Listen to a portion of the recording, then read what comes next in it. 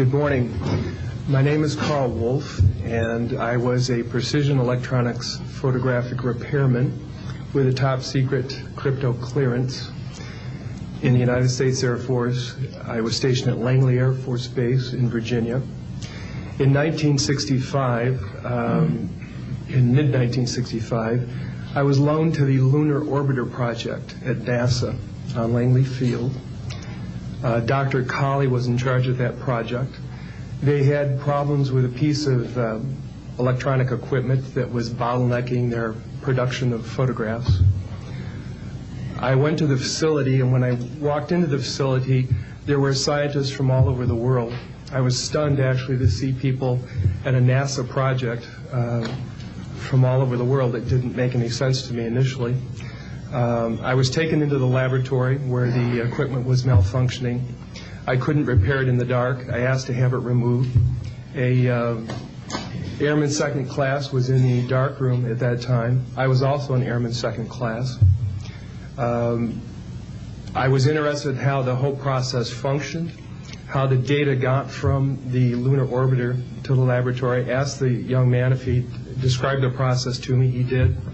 About 30 minutes into the process, he said to me, in a very distressed way, by the way, we've discovered a base on the backside of the moon.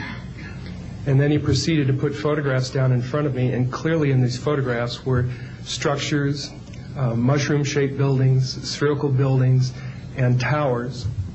And at that point, I was very concerned because I knew we were working on compartmentalized security. He had breached security, and I was actually frightened at that moment. And I did not question him any further. And a few moments later, someone did come into the room. I worked there for 3 more days, and I remember going home and naively thinking, I can't wait to hear about this on the evening news.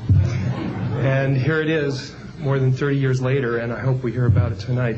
And I will testify under oath before Congress that what I'm saying is the truth.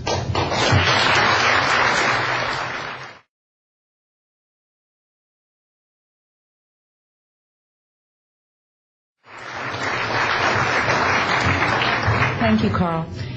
Good morning, everyone. My name is Donna Hare, and I worked at Philco Ford Aerospace from 1967 to 1981. During that time, I was a design illustrator, draftsman. I did the launch slides and landing slides, and also projecting plotting boards, lunar maps for NASA. We were a contractor, but most of the time I worked on site, in Building 8. I had the opportunity to do extra work during downtime, which was between missions, and I walked into a photo lab, which was the NASA lab across the hallway. I had a secret clearance, which is not that high, but I was able to go into restricted areas, which this was. At the time, I was talking to one of the techs in there, and he drew my attention to a photograph, a NASA photograph. It had a dot on it, and I said, what is that? Well, he drew my attention to it, and I said, is that a dot on the emulsion? And he said, and he's smiling, and he has his hands crossed, and he said, round dots on the emulsion don't leave round shadows on the ground. And this was an aerial photograph of the Earth, I'm assuming the Earth, because it had pine trees on it, and the shadows of the craft, or whatever it was, were in the same angle as the trees. And by its very nature, UFO, and I wanted to clarify that to a gentleman that was talking to me, means unidentified. So I did not know what this was. But I realized at this point that it's very secret, that it was kept secret, because I asked him, what are you going to do with this piece of information? And he said, we always airbrush these out before we sell them to the public. So they're pesky little creatures appearing on this photograph they wanted to get rid of.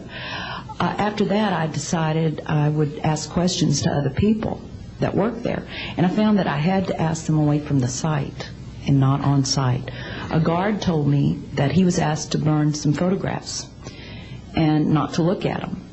And there was another guard guarding him, who was in green fatigues, watching him burn the photographs. And he said he was too tempted. He looked at one, and it was a picture of a UFO, and he was very descriptive. I can go into that later with anyone. He immediately was hit in the head, and he had a big gash in his forehead. He was knocked out, and he's terrified, so he would have to be protected. Another incident, I knew someone in quarantine with the Apollo astronauts. He told me that the Apollo astronauts saw craft on the moon when we landed, and that is what he told me. And he also was afraid, he said that the astronauts are told to keep this quiet. They're not allowed to talk about it. So I do want to let you know that I worked out there for a number of years, and I ran into this. So it's not something everyone knows that works out there for a long time. My boss didn't know about it. Some people that sat right next to me didn't know about it. It's very strange, because I don't know how they can do it, but they can let some people know about it and then others not. I'm willing to testify before Congress that what I'm saying is true, and thank you very much. Thank you.